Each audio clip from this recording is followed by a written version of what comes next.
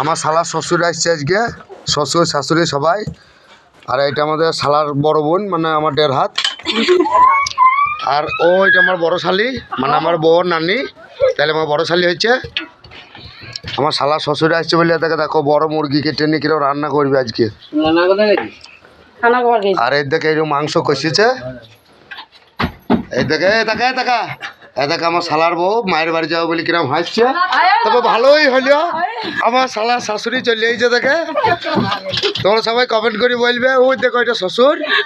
আর এইটাকে শালা হয়েছে নাকি?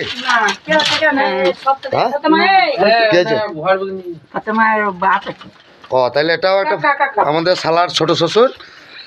আর দেখে আমার শ্বশুর বসে আছে, দেখিস বিয়াই নিয়েছে বলে কিরম হাসছে। আর দেখে আমার শাশুড়ি ফিচকি আছে। আর এই দেখে আমার ছোট বেটা গোপাল, আমার ছোট বেটা করে বাবারে হাসি গে আমার ছোট বেটা।